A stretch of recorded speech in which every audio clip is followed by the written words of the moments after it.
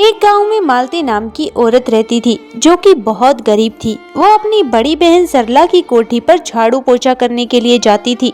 सरला बहुत ही घमंडी औरत थी। उसे अमीर होने का बहुत घमंड था। वो मालती को हर बात में नीचा दिखाती थी। देखो मालती, ठीक से सफाई करो। अगर कोई भी कोना गंदा रहा तो मैं उस हिसाब से तुम्हारी पगार काट लूंगी। और हाँ, झाड़ू निकालने के बाद गेहूं भी पीस देना और उसके बाद सारे घर के पर्दे भी धो देना। बहुत दिन हो गए हैं, पिछले हफ्ते धोए थे। हाँ दीदी, मैं सारा काम कर दूंगी। आप कम से कम सांस तो लीजिए। अरे तो जल्दी जल्दी हाथ चला। पूरा दिन यहीं रहने का इरादा है क्या तुम्हारा? जल्दी जल्दी 2 बजे तक सारा काम खत्म करो। हाँ दीदी, मैं जल्दी जल्दी सारा काम खत्म कर दूंगी। आप बिल्कुल फिक्र मत कीजिए, 2 बजे तक सारा काम हो जाएगा। और सुनो, आज मेरा हलवा खाने का बहुत मन है। जाने से पहले हमारे लिए मूंग दाल का हलवा जरूर बनाती जाना। हाँ दीदी, आप बिल्कुल चिंता मत कीजिए, सब काम हो जाएगा। आज तो दीदी ने गर्मा गर्म मूंग दाल का हलवा बनाया है। जाते हुए मुझे थोड़ा सा हलवा तो देंगी ही। सोनू को मूंग दाल का हलवा बहुत पसंद है। हलवा देखते ही खुशी के मारे नाचने लगेगा। अच्छा दीदी सुनिए ना, घर के सारे काम हो गए हैं और मूंग दाल का हलवा भी तैयार है। अब मेरे घर जाने का समय हो गया है दीदी। अरे रुको, इतनी भी क्या जल्दी है तुम्हें घर जाने की? एक काम करो, रसोई में कल रात के बचे हुए राजमा चावल हैं, तुम उन्हें घर पे ले जाओ। हमारे यहाँ तो कोई बासी खाना खाता नहीं और तुम्हें तो बासी खाना खाने की ही आदत है, तो खाना भी खराब नहीं होगा। मालती को अपनी बहन की बात का बहुत बुरा लगता है। उसे लगा था उसकी बहन उसे हलवा ले जाने को कहेगी, लेकिन वो उसे बासी खाना ले जाने को कहती है। वो चुपचाप वहाँ से चली जाती है। मालती अपने घर में छोटे से 5 साल के बेटे और बीमार पति के साथ रहती थी, इसीलिए वो सरला को कभी कुछ नहीं कहती थी। जो कुछ वो खाने को देती वो घर पे ले आती थी। सरला मालती को दुखी देखकर बहुत खुश होती थी। उसे उसको चिढ़ाने में बहुत मजा आता था। अच्छा सुनो मालती, कल हमारे घर में पूजा है। कल तुम थोड़ा जल्दी आ जाना, काम बहुत ज्यादा होगा। तरह तरह की मिठाइयाँ बनानी है और घर के और काम भी बाकी हैं। हाँ दीदी, जल्दी तो मैं आ जाऊंगी, लेकिन एक बात मुझे समझ में नहीं आ रही। अचानक से घर में इतनी बड़ी पूजा क्यों है? कोई खुशी की बात है क्या? अरे तू भी ना मालती, अमीर लोगों को पूजा रखने के लिए किसी खास दिन का इंतजार थोड़ी ना करना होता है। बस मेरा मन किया तो मैंने भजन कीर्तन का प्रोग्राम रख लिया और पूरे गांव को बुलाया है।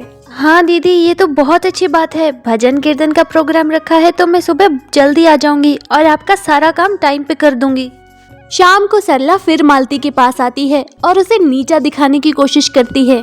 अरे मालती, घर जाते हुए ये बैग ले जाना, इसमें कुछ साड़ियाँ हैं तुम्हारे लिए। अरे वाह दीदी, आप मेरे लिए नई साड़ियाँ लाई हैं। वैसे भी मेरे पास कल की पूजा में आने के लिए एक भी ढंग की साड़ी नहीं थी। आपका बहुत बहुत शुक्रिया दीदी, मुझे नई साड़ियाँ देने के लिए। नहीं मतलब हम लोग क्या तुम जैसे नौकरों के लिए पैसा कमाते हैं कि हम पैसा कमाते रहें और नौकरों पे उड़ाते रहें? मेरी अलमारी में साड़ियाँ रखने की जगह नहीं थी, इसीलिए कुछ पुरानी साड़ियाँ लाई हूँ। लेनी हो तो लो, वरना जाओ यहाँ से।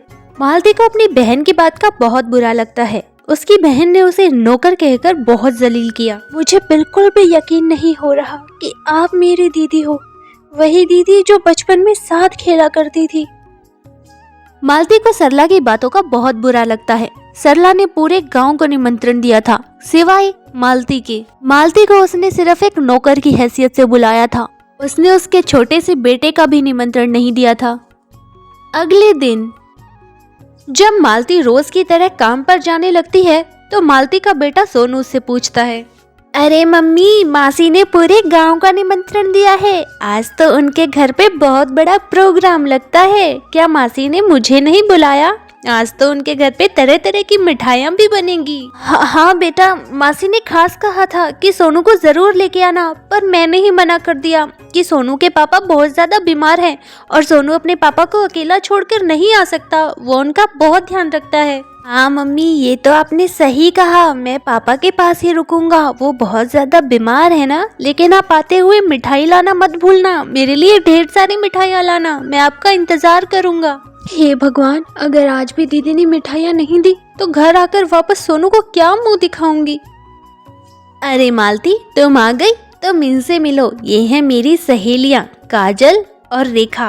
काजल, रेखा, ये मेरी सबसे खास नौकर है। इसका नाम मालती है। सबसे अच्छा काम हमारे घर में ये ही करती है। चलो मालती, अब जल्दी से काम पर लग जाओ, बहुत सारा काम पड़ा है और मेहमान आने भी शुरू हो गए हैं। वाह दीदी वाह, मैं आपकी सबसे खास नौकर। मन तो कर रहा है अभी की अभी काम छोड़कर चली जाऊं, लेकिन मैं मजबूर हूँ। मेरा पति बीमार है ना, मैं और कुछ कर भी नहीं सकती। अपना घर चलाने के लिए मुझे ये सहना ही होगा। शाम हो जाती है और पूजा भी खत्म हो जाती है। अच्छा दीदी, शाम हो गई है, अब मैं चलती हूँ। मैंने रसोई का सारा काम खत्म कर दिया है। ये लो मालती, जाते हुए ये भी लेकर जाना। मेहमानों की थालियों में झूठी मिठाई बच गई थी, वो मैंने सारी इसमें डाल दी। हमारे घर में तो अब ये मिठाई कोई खाएगा नहीं, और तुम्हारे घर में तो तुम्हारा बेटा खा लेगा, वैसे भी तुम्हें आदत है। मालती अपनी बहन की बातों को सुनकर बहुत हैरान हो जाती है। वो उसे एकटक देखती ही रहती है। उसे समझ आ रहा था कि उसकी बहन का घमंड आसमान छू रहा है, लेकिन वो कुछ नहीं बोल सकती थी, क्योंकि उनके घर में वो अकेली कमाने वाली थी। वो चुपचाप झूठी मिठाई लेकर अपने घर की ओर चल देती है। वहाँ दूसरी तरफ सरला उसे घमंड भरी आंखों से देख रही थी। उसे उसकी गरीबी पर बहुत हंसी आ रही थी। मालती के घर के रास्ते में ही एक कृष्ण मंदिर था। मालती आज बहुत परेशान थी, इसीलिए वो सीधे मंदिर के अंदर चली जाती है।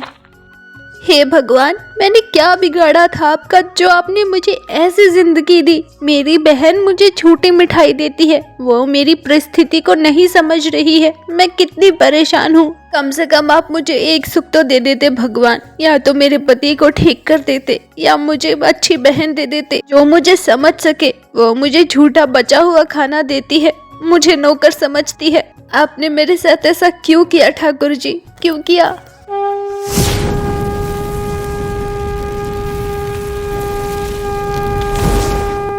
आयुष्मान भव। मालती को भगवान श्री कृष्ण की आवाज नहीं आती है। भगवान श्री कृष्ण मालती को आशीर्वाद देते हैं, पर मालती को इसके बारे में कुछ पता नहीं चलता। जैसे ही वो अपने घर जाती है तो वो देखकर चौंक उठती है। उसकी टूटी फूटी झोपड़ी की जगह एक सोने का महल खड़ा था। वो उस सुंदर सोने के महल को देखती ही रह जाती है।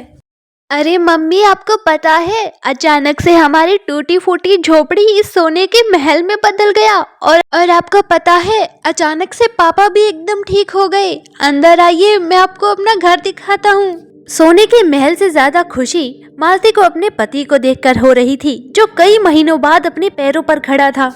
मालती उसे मंदिर में हुई सारी बातें बताती है और उसे समझ आ जाता है कि ये सब भगवान श्री कृष्ण का चमत्कार है। मालती देखो, मैं बिल्कुल ठीक हो गया। ठाकुर जी ने हमारे सारे दुख हर लिए। अब देखना, मैं बहुत मन लगाकर काम करूँगा और तुम्हें कहीं जाने की कोई जरूरत नहीं पड़ेगी। मालती का घर बहुत सारे सोने चांदी और ढेर सारी मिठाई से भर जाता है। मालती ने सरला के घर जाना छोड़ दिया था। वो अपने परिवार के साथ बहुत सुख से रहती है। उधर जब सरला को अपने एक नौकर के द्वारा पता चलता है कि मालती इतनी अमीर हो गई है, तो वो गुस्से से लाल पीली हो जाती है। वो अपनी बहन से बहुत जलती है। अगले दिन वो मालती का घर देखने के लिए जाती है। अरे दीदी, आप अचानक से यहाँ पहली बार मेरे घर में? क्या बात है दीदी, आज तो मेरे भाग्य खुल गए। अरे तू वो सब छोड़ और ये बता कि तू अचानक से इतनी अमीर कैसे हो गई? सोने का महल, सोना चांदी, इतनी मिठाइयाँ, ये सब कैसे हुआ? मुझे विस्तार से बता। मालती अपनी बहन को सारी बात बता देती है कि उसने मंदिर में जाकर ठाकुर जी के सामने अपनी सारी भावनाएं व्यक्त की थी। वही सारी बातें सरला घर आकर अपने पति को बताती है और ठीक वैसा ही करने की सोचती है जैसा कि मालती ने किया था। देखो सरला, तुम्हें ऐसा कुछ करने की जरूरत नहीं है। हमारे पास भगवान का दिया सब कुछ है। जब तुम मालती से ज्यादा अमीर थी तो वो तुमसे कभी नहीं जलती थी, और तुम मुझसे इतना जल रही हो। कुछ करने की जरूरत नहीं है। नहीं जमींदार साहब, करने की जरूरत तो है। वो 2 कौड़ी की औरत मुझसे ज्यादा अमीर नहीं हो सकती। अब तो मैं वैसा ही करूंगी जैसा कि उस 2 कौड़ी की औरत ने किया था। देखते जाओ। शाम को ही सरला मालती के घर जाती है और झूठ मूठ कर नाटक करती है। मालती बहन, अचानक से हमारे धंधे में बहुत ज्यादा नुकसान हो गया है। घर बेचने की नौबत आ गई है। अगर ऐसे में तुम हमारी मदद कर दो तो बहुत भला होगा तुम्हारा। अरे दीदी, ये आप कैसी बात कर रही हैं? घर की तो बात है। बताइए, आपको कितने पैसे चाहिए? मैं अभी आपकी मदद करती हूँ। नहीं मालती, तुम एक काम करो, मुझे अपने घर में काम पे रख लो और जो भी मेरा हिसाब होगा तुम महीने के महीने देते रहना, यही मेरी सबसे बड़ी मदद होगी। अरे दीदी, आप मुझे शर्मिंदा क्यों कर रही हैं? आप मेरे घर काम क्यों करेंगी? मैं आपकी ऐसे ही मदद कर देती हूँ, आपको पैसे वापस लौटाने की भी जरूरत नहीं है। ऐसे वक्त में परिवार वाले साथ नहीं देंगे तो और कौन देगा? ज्यादा मत बोल, तू छोटी है, छोटी बनकर रहे। मेरा मतलब है कि तू एक काम कर, बस तू मुझे काम पे रख ले, यही तेरा बहुत बड़ा उपकार होगा। मैं तेरे आगे हाथ जोड़ती हूँ, प्लीज मुझे काम पे रख ले। अच्छा ठीक है, अगर आप इतना ही कह रही हैं तो आप कल से काम पर आ जाना। सरला के जाने के बाद मालती अपने मन ही मन सोचती है, मैं अच्छी तरह से जानती हूँ दीदी कि आपको धंधे में कोई नुकसान नहीं हुआ है, आप बस मुझसे जल रही हैं और ठाकुर जी सब देख रहे हैं। सरला मालती के घर में काम करना शुरू कर देती है। कई दिन बीत जाते हैं। रुकिए दीदी, मैंने गर्मा गर्म खीर और पूरी बनाई है, उसको लेते जाना, मैं अभी आती हूँ। अरे नहीं नहीं, तू मुझे एक काम कर, कल रात का बचा हुआ खाना दे दे। अरे दीदी, कल रात का क्यों? मैंने अभी गर्मा गर्म पूरियाँ तली हैं, आप पूरियाँ लेकर जाना, आप बस 2 मिनट रुकिए। देख मालती, मैं तेरी बड़ी बहन हूँ, जैसा मैं कहती हूँ वैसा ही कर, चुपचाप मुझे कल रात का बचा हुआ खाना दे, मुझे पूरियाँ नहीं चाहिए। सरला के बार बार कहने पर मालती को उसे बासी खाना देना पड़ता है। मालती अच्छी तरह जानती थी कि वो ऐसा क्यों कर रही है। कई दिन बीत जाते हैं। सरला रोज ऐसा ही करती थी। अब तो बहुत दिन हो गए, लगता है ठाकुर जी के पास जाने का टाइम आ गया है। आज ही मंदिर जाकर जैसा जैसा मालती ने किया था वैसा ही करती हूँ।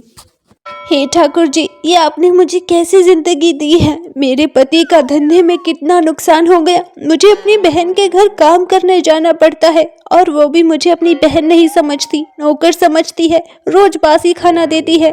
प्लीज ठाकुर जी, मेरे लिए कुछ कीजिए, मेरा भला करो भगवान।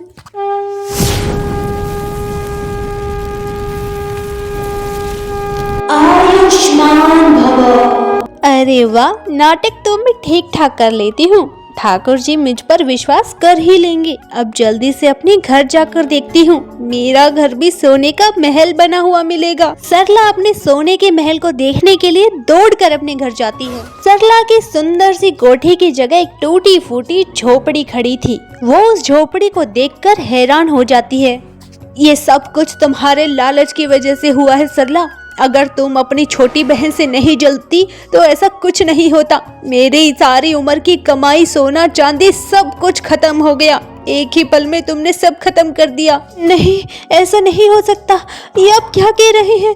हमारा घर, सोना चांदी, पैसे, हीरे जवाहरात, इतना सारा धन मिट्टी में मिल गया, सब कुछ गायब हो गया। ये मैंने क्या कर दिया?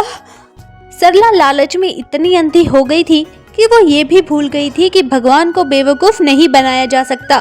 वो तो कण कण में व्याप्त हैं और सब कुछ देखते हैं। आपको हमारी ये कहानी कैसी लगी कमेंट करके जरूर बताएं।